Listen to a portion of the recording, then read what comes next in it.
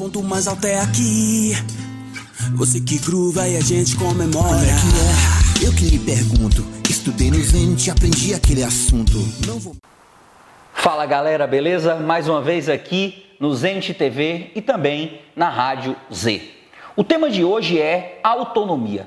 Mas a gente não vai falar de autonomia de uma forma para aprofundar as questões teóricas. Nós vamos falar de autonomia para tentar colocar em vocês alguma ideia própria de pensamento sobre o nosso cotidiano.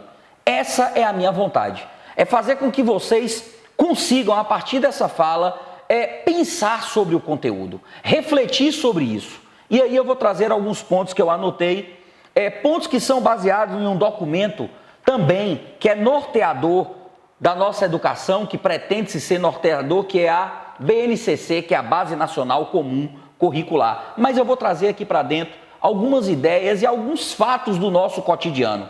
Então é isso aí que a gente vai falar hoje sobre autonomia na prática. Nada melhor do que trazer um momento como esse, que é um momento que a gente se encontra em um processo de mudança do modelo bem tradicional e que a gente inicia desde o século XII, quando os primeiros espaços quadrados com carteiras, estudantes e professores surgiram, até já o final do século XX. Isso para a grande maioria, né? Porque desde a década de 50 do século passado já se falava em tecnologia na escola. E aí todo mundo se deparou por um momento agora, que é um momento de isolamento e é um momento que todos agora vão para casa. E para que você não pare de estudar, para que você continue a sua rotina, você se deparou com uma coisa que parece ser quase que um monstro, que é educação à distância, dito por alguns, por outros educação digital. Eu prefiro melhor esse termo, já que eu acredito e parto do princípio de que a tecnologia ela veio sim para colaborar, ela veio sim para aproximar. Parece ser contraditório, mas pense bastante sobre isso. Se você, com a tecnologia, vamos pegar um ponto só, com esses canais de comunicação, pegue lá Telegram, WhatsApp, se você não teve possibilidade de se comunicar muito mais, Facebook, grupo dos seus amigos da escola que antes você não tinha esse contato. Mas isso é só para que a gente inicie o processo, inicie a nossa conversa, tá bom? A gente vai falar sobre autonomia aqui na prática.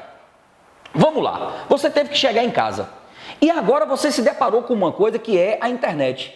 Mas as pessoas não dizem que a internet é o local onde tem tudo. Então por que você não senta na frente de um computador e consegue ter o acesso a esse tudo que se diz se encontrar na internet? É porque a gente não aprendeu a ser autônomos. O que acontece? Até o momento em que você não tem tanta informação disponível, você se encontra dentro de uma sala de aula e só tem o livro, a enciclopédia, que não deixa de ser também um livro, e o professor como as únicas referências.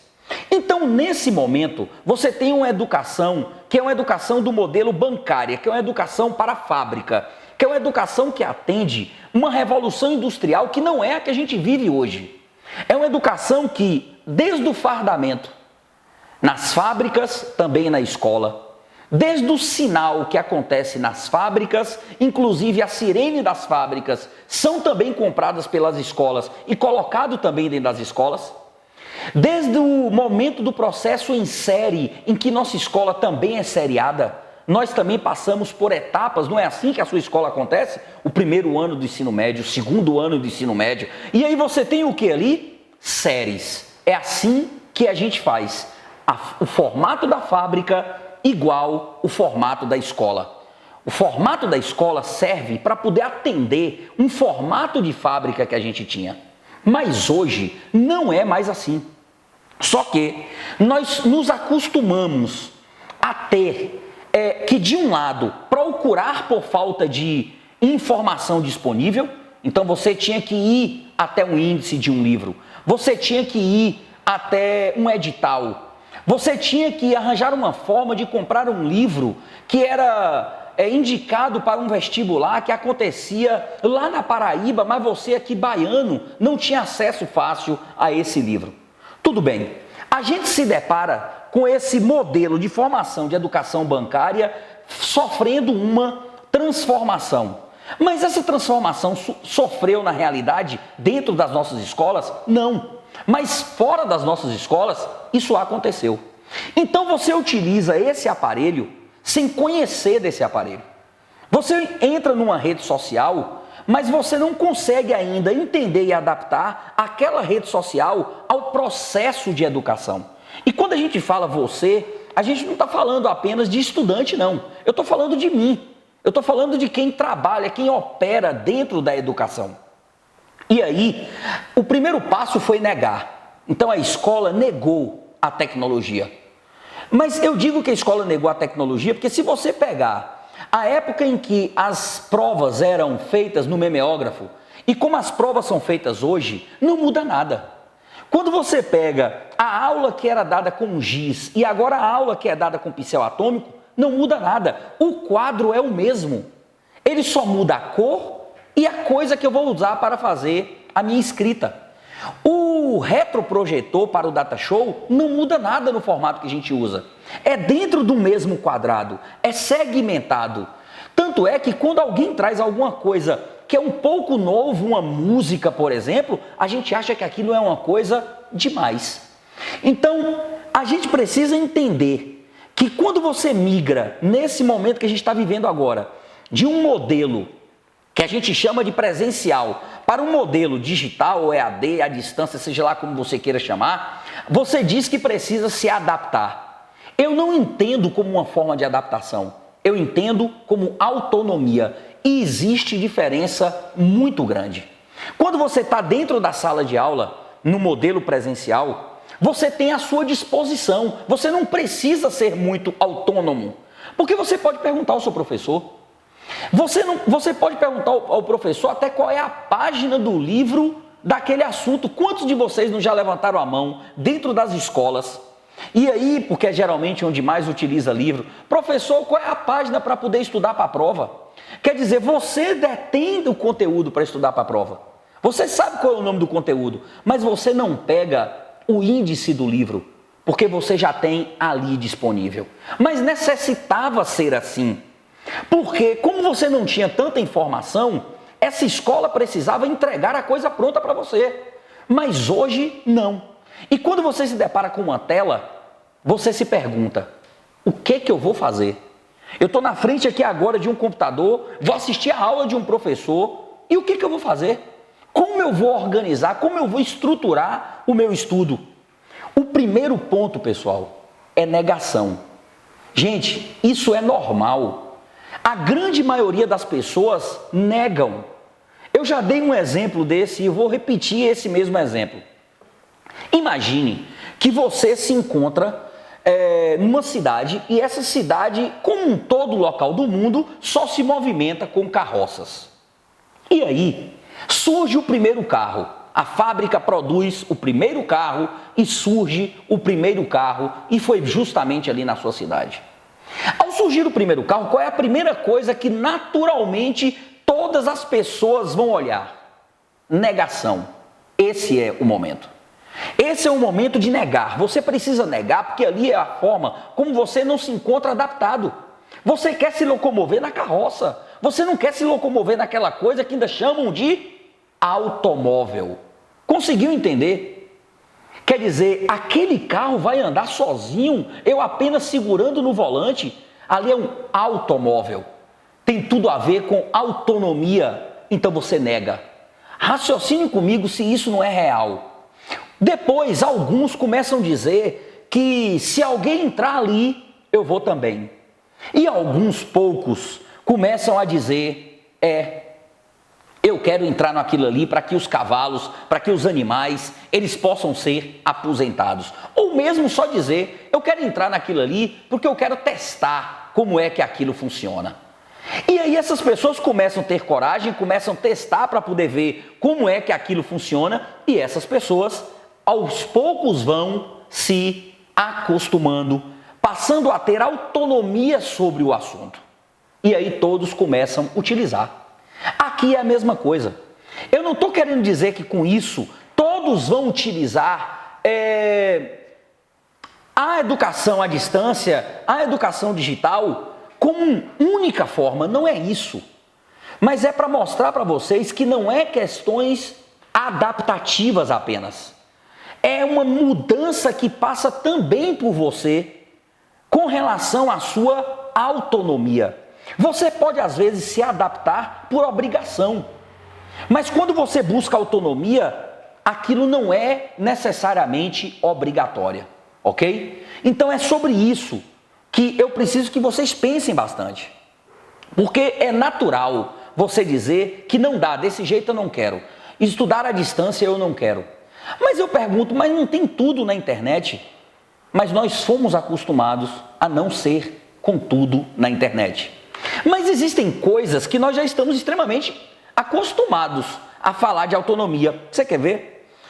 Quantas pessoas ficam dizendo que chega uma determinada idade, quando é que você vai casar? E a pessoa diz, quando eu tiver minha independência. O que é ter independência? É ter autonomia. Quando você é adolescente, você fica sempre dependendo daquela mesada, daquela ajuda do seu pai. O que você em um certo momento quer ter? Autonomia, independência. Conseguir um trabalho simples que seja, uma coisa simples que seja, para que lhe renda o dinheiro capaz de fazer aquilo que você quer, sem necessariamente precisar pedir à sua família. O seu pai, a sua mãe, a sua avó, seu tio, quem é a pessoa que geralmente vai fornecer essa condição financeira para você fazer o que você quer. Então é sobre isso que eu quero que a gente pense, porque existem momentos que a gente pensa de uma forma tão autônoma, mas existem outros momentos, e aí quando liga a questão da educação, porque a própria educação se nega a promover a autonomia para os estudantes, a própria educação se nega. A própria educação que solta verborrágicos, né, assim que se diz, isso é verborragia, quer dizer, você está falando da boca para fora. Isso acontece demais, porque da boca para fora se fala sobre a autonomia de Paulo Freire. Mas quando você vem para a prática, a escola nega o smartphone, nega o aparelho eletrônico. Como negou a brincadeira do Pokémon. Então observe que o pensar como isso necessita de um outro tipo agora de negação. Qual é o outro tipo de negação? Negar esse modelo e tentar se colocar aberto a esse novo modelo. Eu não estou aqui querendo dizer que nós temos que acabar com forma presencial, longe disso. Nós, por exemplo, aqui nos Enche, temos a forma presencial, foi como nós começamos. Mas há necessidade de ampliar o processo, há necessidade de fazer com que a gente não negue, não utilize a tecnologia como sendo um inimigo, e sim como sendo um instrumento que vá favorecer até momentos como o que a gente está vivendo agora, que é esse momento da pandemia. Eu vou perguntar para vocês, o que seria de um estudo que, se realmente o Enem acontecer no mês de outubro de forma digital e no mês de novembro de forma impressa, como estaríamos estudando se não tivéssemos plataformas digitais? Isso é uma pergunta muito importante para que a gente faça para a gente mesmo. Então é necessário que agora surja um novo tipo de negação. Você precisa negar que só existe o modelo presencial. O modelo digital está aí, ele é realidade. E eu lhe digo mais, videoaulas, elas são já ultrapassadas. A gente já tem uma nova forma de gerar essa autonomia no momento que você se encontra de frente com aquela tela. Entenda, gente, quantos de vocês pensaram sobre isso? Na hora que você está de frente para a tela, você olhou e falou, o que eu vou fazer? Porque se eu tiver dúvida, eu vou perguntar ao meu professor de que forma. Então você precisa arranjar agora mecanismos seus, porque você já não tem mais o colega do lado para fazer a pergunta, você já não tem aquele professor no corredor para poder fazer a pergunta, você não tem um amigo da outra turma para fazer a pergunta. Então você tem formatos digitais para fazer a pergunta, Ou você tem agora que utilizar esses aparelhos, a internet, tanto a sua parte física como a sua parte não física, de forma responsável. E eu não estou falando isso apenas vindo da minha cabeça não, tá? Por anos e anos, esse documento que eu falei para vocês, que é a Base Nacional Comum Curricular, existe. E eu quero ler aqui para vocês quais são as 10 competências. Eu vou ler apenas os nomes dessas competências. Conhecimento. Conhecimento é isso que a gente sabe, é isso que a gente aprendeu nesse modelo antigo de escola, em que o professor está ali na frente, dotado de todo o conhecimento, conhecimento pleno se encontra com ele e ele apenas passa para você. É uma das competências, apenas uma, 10% de todas as competências da BNCC. Pensamento crítico, criativo e científico. Gente, está no documento a necessidade de você ter pensamento crítico. Por que eu quero falar sobre esse pensamento crítico? Porque quando você solicita de um professor para que ele discuta um tema, professor, a gente não está discutindo temas de redação. Gente, quando você solicita isso, quando você exige isso, você está diminuindo a sua autonomia. Você está querendo que alguém lhe entregue de forma pronta os argumentos para serem utilizados em uma redação. Mas se o tema daquela redação não for o tema que você discutiu, você está perdido. Porque você não tem leitura ampliada para isso. Então, qual seria o passo? Em primeiro momento, pensar sobre o tema. Você precisa pensar sobre o tema antes de ler qualquer coisa. Mas você está negando a ciência. Não, muito pelo contrário. Eu estou dizendo que você precisa ser cientista.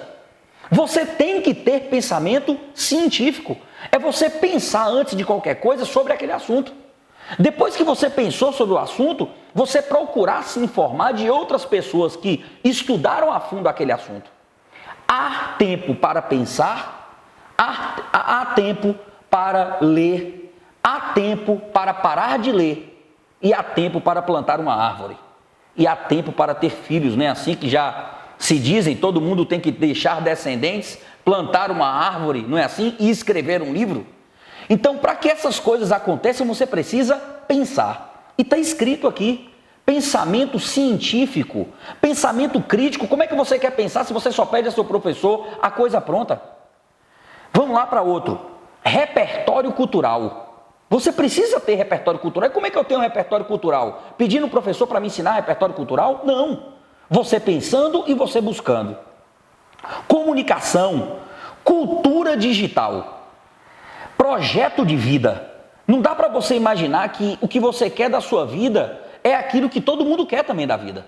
Sabe aquela pergunta quando faz pra gente o que é que você quer quando você quer ser, quando você crescer? Isso é um projeto de vida. Que parece brincadeira quando a gente é pequenininho, mas quando a gente adquire uma certa idade, isso não é mais brincadeira. Argumentação, autoconhecimento, autocuidado, empatia e cooperação. E por último, cidadania responsável. Existe um ponto aqui que é muito importante, que é quando a gente fala sobre cultura digital. Você pega a própria BNCC e quando você fala sobre tecnologia, existe 3 coisas importantes. O pensamento computacional, o mundo digital e a cultura digital. São 3 coisas importantes que estão totalmente ligadas. Gente, se você olhar direito, todas essas 10 competências, elas são totalmente vinculadas uma com a outra. Não dá para você falar de pensamento, de pensamento computacional, de mundo digital, de cultura digital, sem você desvincular do pensamento científico, porque a ciência hoje está voltada à tecnologia. Mas aí quando você fala de pensamento computacional, o que ele é? É pensar como um computador? Não, não é pensar como um computador. Nada mais é do que forma de resolver problema. Então, vamos lá. Eu vou fazer um bolo. Vamos ver como é que é isso na prática. Não existe uma sequência para você fazer um bolo. Aquilo é um algoritmo. Quando você vai fazer um estudo para passar no Enem, ou no vestibular, ou nos dois, você precisa ter um algoritmo, é um plano, é um projeto. E esse projeto vai ser transformado num cronograma para você fazer essa sequência. Então, nada mais é do que o pensamento computacional, que não é pensar como um computador. É utilizar do instrumento que um computador faz, mas que veio da cabeça do homem. Nada mais do que um algoritmo, uma sequência para você chegar até aquele determinado conhecimento. Então não dá para você pegar um determinado conteúdo e começar o conteúdo sem que você tenha pelo menos o fundamental, os fatos do conteúdo, aquilo que é do conteúdo, para que só depois você passa para algo chamado de procedimento. Então você tem fatos, conceitos, definições e depois o procedimento, que é o que você vai encontrar numa prova. Depois você fala do mundo digital. O que é o mundo digital? Nada mais é do que a capacidade de utilizar os equipamentos. O que é o mundo digital? Eu conhecer o que existe aqui dentro. Eu saber que a internet, ela serve muito mais do que o que a gente pensa. A internet serve para eu me conectar com aquela pessoa que eu estou querendo paquerar, mas ela serve também para eu entrar em um canal de Telegram e aprender. Então, você precisa aprender as partes físicas e as partes também não físicas. Isso tem tudo a ver com o tempo que a gente vive hoje. Isso tem tudo a ver com aquilo que a gente fala sobre adaptação. Não é uma questão de adaptação, é uma questão de conquista de autonomia. E isso é diferente. Como eu falei antes, adaptação pode ser até mesmo obrigatória e a gente precisar fazer, ok? Nós estamos agora nos adaptando a ficar em isolamento, praticamente obrigatório dentro de casa. E a outra coisa é a consciência, que é a cultura digital. No momento que você tem responsabilidade, você para de mandar nudes no WhatsApp. No momento que você tem responsabilidade, você para de mandar áudios ou vídeos que não têm origem. Então, quando você encontra encaminhado lá e a pessoa mandou um vídeo para você, você pergunta de quando é isso?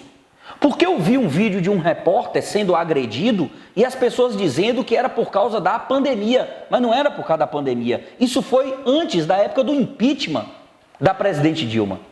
Então, assim, é muito necessário a gente pensar sobre essas coisas para que a gente adquira essa autonomia e a gente apenas não negue no sentido negativo. Isso parece ser uma coisa também contraditória, mas negar no sentido positivo, existe possibilidade? Existe. No momento que você nega a estrutura que você tem, que é a estrutura que vem do século XII até o século XX, e você assume a possibilidade de adquirir essa estrutura do século XXI, essa estrutura de uma revolução que a nossa educação não atende mais, você adquire autonomia. É esse aí o meu chamamento. Eu acho que anotei tudo aqui e passei tudo aí para vocês do que eu tinha anotado, do que eu queria conversar com vocês sobre essa autonomia na prática. Espero que eu tenha ajudado de alguma forma, fazer vocês pensarem, não essa coisa de dar algo pronto para vocês.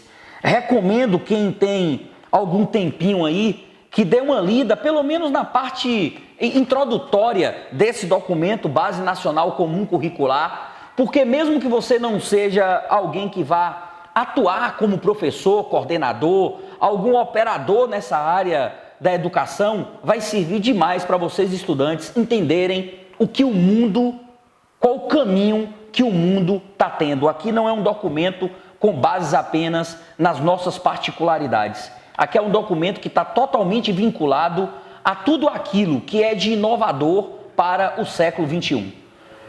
Deixo aqui meu abraço. Quero também convidar vocês a se inscreverem aqui no canal, convidar pessoas também para se inscreverem também no canal e beijo para vocês, abraço, até a próxima. Valeu, gente!